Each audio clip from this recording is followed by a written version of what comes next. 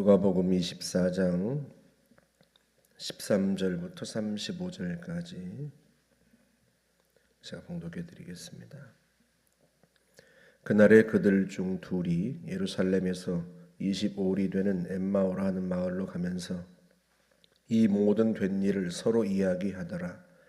그들이 서로 이야기하며 문의할 때 예수께서 가까이 이르러 그들과 동행하시나 그들의 눈이 가리어져서 그인 줄 알아보지 못하거늘 예수께서 이르시되 너희가 길 가면서 서로 주고받고 하는 이야기가 무엇이냐 하시니 두 사람이 슬픈 빛을 띠고 머물러 서더라. 그 한 사람인 글로바라 하는 자가 대답하여 이르되 당신이 예루살렘에 체류하면서도 요즘 거기서 된 일을 혼자만 알지 못하느냐. 이르시되 무슨 일이냐. 이르되 나사렛 예수의 일이니 그는 하나님과 모든 백성 앞에서 말과 일에 능하신 선지자이거늘 우리 대제사장들과 관리들이 사형 판결에 넘겨주어 십자가에 못 박았느니라. 우리는 이 사람이 이스라엘을 속량할 자라고 바랐노라. 이뿐 아니라 이 일이 일어난 지가 사흘째요. 또한 우리 중에 어떤 여자들이 우리로 놀라게 하였으니 이는 그들이 새벽에 무덤에 갔다가 그의 시체는 보지 못하고 와서 그가 살아나셨다 하는 천사들의 나타남을 보았다 함이라. 또 우리와 함께한 자 중에 두어 사람이 무덤에 가 과연 여자들이 말한 바와 같음을 보았으나 예수는 보지 못하였느니라 하거늘 이르시되 미련하고 선지자들이 말한 모든 것을 마음에 더디 믿는 자들이여 그리스도가 이런 고난을 받고 자기의 영광에 들어가야 할 것이 아니냐 하시고 이에 모세와 모든 선지자의 글로 시작하여 모든 성경에 쓴 바 자기에 관한 것을 자세히 설명하시니라. 그들이 가는 마을에 가까이 가매 예수는 더 가려 하는 것 같이 하시니 그들이 강권하여 이르되 우리와 함께 유하사이다. 때가 저물어가고 날이 이미 기울었나이다 하니 이에 그들과 함께 유하러 들어가시니라. 그들과 함께 음식 잡수실 때에 떡을 가지사 축사하시고 떼어 그들에게 주시니 그들의 눈이 밝아져 그인 줄 알아보더니 예수는 그들에게 보이지 아니하시는지라. 그들이 서로 말하되 길에서 우리에게 말씀하시고 우리에게 성경을 풀어주실 때에 우리 속에서 마음이 뜨겁지 아니하더냐 하고 곧 그때로 일어나 예루살렘에 돌아가 보니 11 제자 및 그들과 함께한 자들이 모여 있어 말하기를 주께서 과연 살아나시고 시몬에게 보이셨다 하는지라. 두 사람도 길에서 된 일과 예수께서 떡을 떼심으로 자기들에게 알려지신 것을 말하더라. 아멘. 그날에 그들 중 둘이 그날은 예수님께서 부활하신 날이죠. 안식 후 첫날 여인들이 무덤에 갔다가 예수님께서 살아나셨다 하는 천사들의 메시지를 들은 날입니다. 그들이 엠마오로 떠난 것이 몇 시쯤 되었을까? 아마도 아침이었을 거예요. 왜냐하면 여인들이 다른 복음서에 보면 여인들이 천사들의 메시지를 듣고 제자들에게 알렸다가 다시 무덤에 오는데 그때 주님께서 이 여인들에게 나타나시거든요. 그런데 엠마오로 가던 이 두 제자는 여인들이 부활하신 예수님을 만난 사실은 알지 못합니다. 다만 여인들이 무덤에 갔다가 무덤이 비어 있고 또 천사들이 예수님이 부활하셨다 하는 메시지를 들은 것, 그것과 또 시몬과 베드로와 요한이 예수님의 무덤에 달려가서 보았으나 비어 있는 것만 보고 돌아온 것, 거기까지만 알고 이들이 엠마오로 떠났단 말이죠. 22절부터 그 내용이 나오는데요. 그러다 보니까 아침에 떠났을 거예요. 제가 왜 시간에 대한 이야기를 하는가 하면 부활하신 주님이 그들에게 나타나셔서 그들과 함께 길을 가시는데 물론 그들이 알아보지 못합니다. 그런데 엠마오쯤에 도착해서 가려던 마을에 도착했는 날이 저물어 갑니다 하고 예수님께 함께 머물기를 부탁하잖아요. 그러니까 아침부터 저녁까지 25리 정도 되니까 10km란 말이죠. 그 길을 터벅터벅 걸어가는데 예수님이 그들에게 나타나신 거예요. 그리고 하루 종일 그들과 함께 계신 겁니다. 예수님께서 그들에게 나타나셔서 무슨 일이냐 하고 묻는데 이 두 사람이 당신만 예루살렘에 머물면서 당신만 요즘 된 일을 모른단 말이요 하고 묻죠. 다시 되묻습니다. 그러니까 이 예루살렘에서 엠마오로 내려간 길이 이게 다른 사람이 이 길을 가도 이 길이 예루살렘에서 내려오는 길이라고 하는 것을 알 만큼 이제 시작되는 길이었던 거예요. 엠마오로 내려가는 그 시작되는 그 길에서 아침부터 날이 저물 때까지 예수님이 이들과 함께 동행하십니다. 그런데도 이들이 눈이 가려져서 예수님인 줄 알아보지 못해요. 왜 알아보지 못했겠어요? 너무나 실망하고 너무나 낙담해서. 그 내용을 예수님께 이야기하죠. 우리는 그가 이스라엘을 속량할 자라고 바랐는데 그런 일이 일어나지 않았단 말이죠. 예수님이 예루살렘에 올라가셔서 왕이 될 거라고 생각하고 이스라엘을 해방할 거라고 생각했는데 예수님이 붙잡혀서 십자가에서 돌아가셨단 말이죠. 이 일이 이들에게는 너무나 큰 충격이고 너무나 큰 실망과 낙담으로 다가왔어요. 얼마나 실망하고 얼마나 낙담했는지 부활하신 주님이 나타나셨는데도 불구하고 믿지 못합니다. 아니 보지 못해요. 알아보지를 못해요. 여인들이 예수님께서 부활하셨다는 천사들의 메시지를 들었다 하고 말했고 또 제자 중 2명이 가서 빈 무덤을 확인까지 했는데도 불구하고 한 번쯤 이분이 부활하신 주님이신가? 여러분 예수님께서 다른 얼굴로 나타나지는 않았을 거 아니에요. 그러니 한 번쯤 이분이 정말로 부활하신 주님이신가? 그렇게 의심할 법도 안 돼요. 하루 종일 예수님과 동행했는데도 불구하고 전혀 알아보지 못합니다. 나중에 예수님께서 그들과 함께 집에 들어가서 떡을 떼실 때에야 그들이 예수님인 줄 알아봅니다. 우리 같으면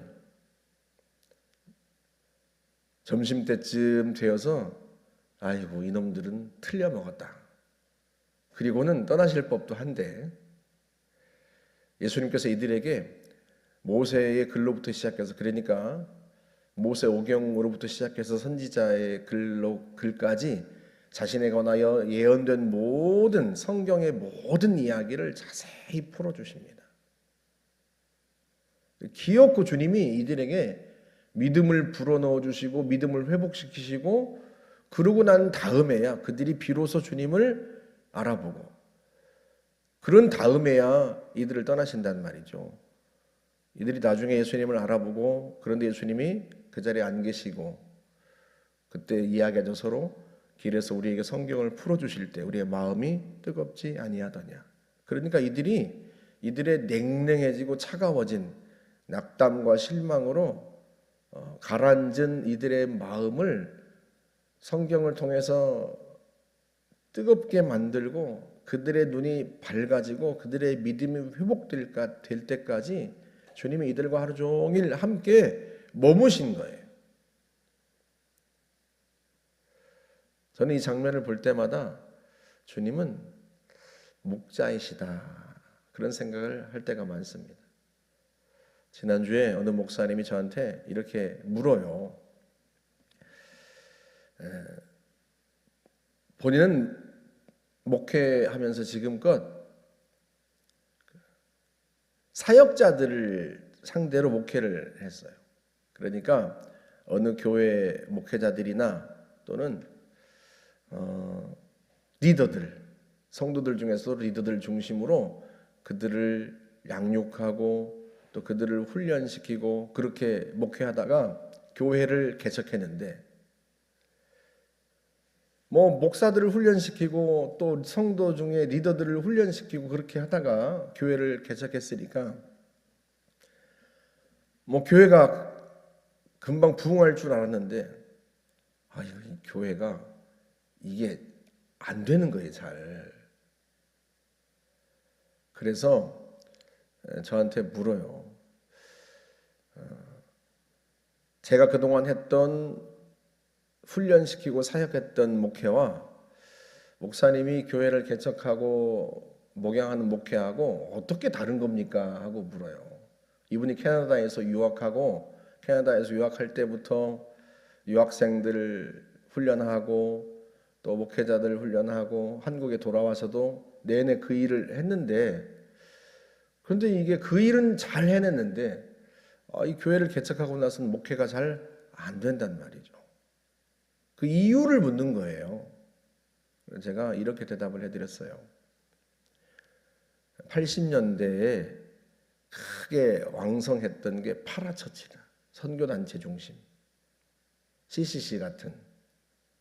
파라처치와 처치의 교회의 가장 큰 차이는 구성원부터 다르다. 파라처치는 CCC 같은 이런 단체들은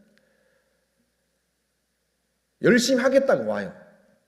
이미 예수 믿는 사람이고 이 사람들이 훈련 받겠다고 그곳에 옵니다. IBF나 CCC나 이런 단체들은 예수 믿는 청년들이 그곳에 들어와서 훈련 받겠다고 한단 말이죠. 그리고 그들을 훈련시키는데요, 아주 강하게 훈련시킵니다. 훈련을 못 따라오면 네, 내보냅니다. 훈련하는 대로 안 따라오면 내보내버려요. 근데 교회는 그럴 수가 없어요.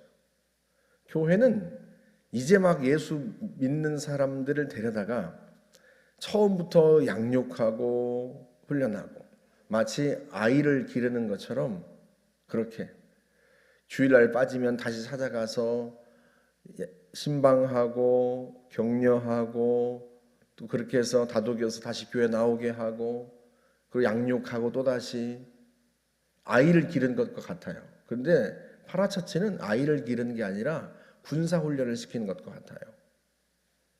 근데 목회를 군사훈련을 시키는 것처럼 하면 목회가 안 되게 돼 있어요. 왜? 아이를 길러야 되는데 아직 자라지도 않은 아이들을 사격훈련을 시키고 포복훈련을 시키면 애들이 감당을 못하죠. 파라처치는 이미 성장한 사람들을, 그것도 자기 자의로 훈련받겠다고 온 사람들을 훈련시키는 거니까요. 훈련을 못 따라오면 제명시켜버려요. 근데 예수님은 어떻게 목회를 하시는가? 파라처치처럼 목회하시지 않아요. 주님은 다시 찾아가시고 격려하시고 위로하시고 다시 또 훈련하시고 그렇게 하십니다. 주님이 지금 제자들을 그렇게 하고 계신 거예요. 이 글로바와 또 다른 두 제자가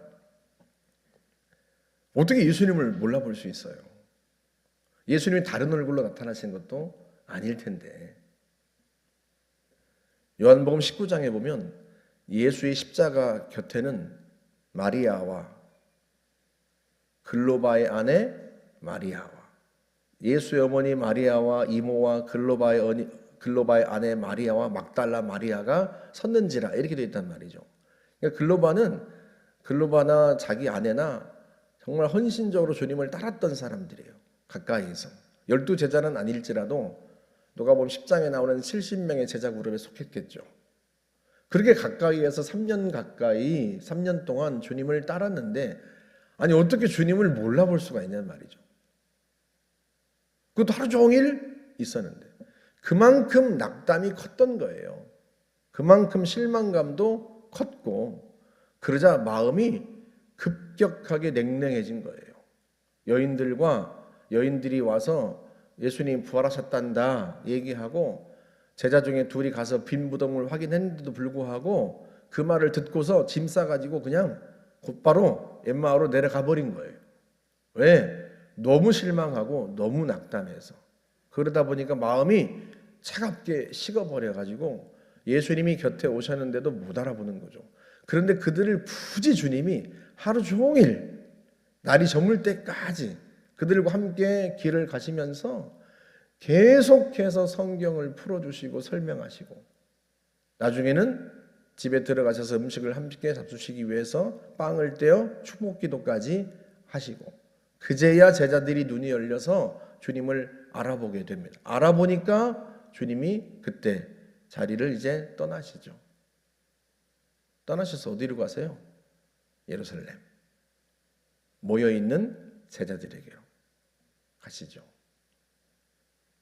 그들에게도 주님이 나타나시기 위해서. 요한복음에 보면 도마가 그 자리에 없어서 주님께서 다시 오시죠. 도마를 위해서. 그만큼 주님은 한 사람 한 사람을 끝내 일으키시고 세우시고, 예수님께서 잃은 양의 비유를 하시죠. 누가복음 15장에서 우리가 이미 보았지만, 양 100마리가 있는데 그 중에 한 마리를 잃어버리면 99마리를 들에 둔 채 그 한 마리를 찾을 때까지 찾아 나선다. 하나님 아버지에 대한 이야기를 그렇게 하는 거예요. 죄인을 끝까지 찾아서 구원하고자 하는 하나님 아버지의 마음, 주님의 마음을 그렇게 표현하신 거죠. 교회는 그 주님의 몸입니다. 당연히 교회는 한 사람 한 사람을 일으키기 위해서 최선을 다하죠. 목회는 어린아이를 기르는 것과 같아서 때로는 성도들이 어떤 일로 낙심하기도 하고 낙담하기도 하지만, 교회는 성도들은, 리더들은 그런 그를 끝까지 돌보고 일으키고 세워주는, 주님이 그렇게 하시는 거예요. 주님이. 우리가 다 평생에 한 번도 낙담하지 않고 한 번도 시험에 들지 않고 끝까지 변함없이 마음이 뜨겁게 충성스럽게 주님을 따랐다, 그런 사람은 없어요. 우리는 무슨 일로든지 어떤 이유에서인지 때로 낙담하고 실망하기도 하고 시험에 들기도 하고 그런단 말이죠. 주일날 오후에 저녁 때 재작년에 돌아가신 김병곤 목사님 아이들을 만나고 왔어요. 만나고 왔는데 아빠가 세상을 떠난 후에 한 반년쯤 교회를 안 나갔대요. 하나님께 너무 섭섭하고 너무 화가 나서, 왜 우리 아빠를 고쳐주시지 않고 이렇게 데려가셨나. 그게 너무 속상해서 한 반년쯤 교회를 안 나갔답니다. 누군들 그러지 않겠습니까? 모태신앙이고 예수님을 만났고 신앙이 뜨거운 아이들인데도요, 반년쯤 교회를 안 나갔어요. 그런 그들을 끝내 주님은 찾아오시고 만나주시고 격려하시고 위로하시고, 우리가 이 땅에서 신앙생활을 잘하고 믿음의 길을 잘 가는 이유는 우리가 신실해서가 아니에요. 주님이 우리에 대해서 신실하시기 때문이죠. 그 주님의 은혜 때문에 우리가 신앙생활을 잘하고 끝까지 잘 가는 겁니다. 우리는 다른 사람들, 어떤 사람들을 보면서 왜 신앙생활을 저 따위로 해? 나왔다 안 나왔다. 그런데요, 우리도 다 그래요. 우리도 주님이 우리를 돌보시니까 이렇게 신앙생활을 잘하고 가는 거죠. 주님이 우리 곁에서 끊임없이 우리를 돌보시고 인도해 가시니까요. 우리가 아리마대 사람 요셉을 보았지만 베드로처럼 끝까지 주님을 곁에서 잘 따르는 사람도 있는가 하면, 예수님의 제자인 게 알려지는 게 두려워서 감추고 사는 사람도 있는데, 그런데 주님을 잘 따른다고 목숨 걸고 죽기까지 따른다고 호언장담했던 베드로는 주님을 버리고 달아나고, 예수의 제자인 신분을 숨겼던 아리마다의 요셉은 결정적인 순간에 예수님의 시신을 장사 지내고 부활을 준비하고, 물론 그가 예수님의 부활을 준비한다는 생각은 못했을지 모르지만, 그러나 아무도 주님의 시신을 장사 지내지 않을 때 생각지도 못했던 그가 예수님의 시신을 장사 지내서 결과적으로는 주님의 부활을 준비하게 되지 않습니까? 그래서 여러분, 우리가 다 함께 신앙생활을 하고 다 함께 이 믿음의 길을 가는 거예요. 누가 때로는 신실하고 때로는 신실하지 못하기도 하지만 주님이 그런 우리들을 다 일일이 이끄시고 돌보시며 간단 말이죠. 교회는 그런 주님의 마음으로 갑니다. 저와 여러분들의 마음속에도 그런 마음이 있어야 합니다. 저 사람이 언젠가는 믿음으로 굳게 세워지고 아무도 하지 못한 일을 해낼 거야. 그런 마음으로 주님이 글로바를 찾아가시는 거죠. 기어코 그를 회복시키시고요. 주님이 저와 여러분들을 그렇게 이끌고 가십니다. 그 은혜로 우리가 승리합니다. 옆에 있는 성도들도 주님이 그 은혜로 승리하도록 이끄시도록 우리의 손과 발을 내어주고 우리 입술을 내어줘서 주님처럼 그렇게 돌본다면 교회가 한 사람도 낙담한 채 냉담한 채 주님과 멀어지는 게 아니라 다 함께 주님과 길을 가고 부활하신 주님과 동행하 될 줄로 믿습니다. 이렇게 기도하겠습니다. 좋으신 하나님 감사합니다. 우리가 함께 주님의 몸인 교회가 되어 서로를 돌아보게 하시니 감사합니다. 주님이 우리를 돌보시고 이끄신 것처럼 우리가 함께 신앙의 길을 가고 함께 인생길을 동행하며 마침내 주님이 원하시는 하나님의 사람이 되고 주의 일들을 감당하는 주의 백성들이 다 되게 하실 줄 확신합니다. 전능하신 아버지, 늘 주의 은혜로 승리할 줄 확신하오니 주님 저희들을 붙드시고 온 교회가 든든히 서가도록 주님 축복하여 주옵소서. 예수님의 이름으로 기도하옵나이다. 아멘.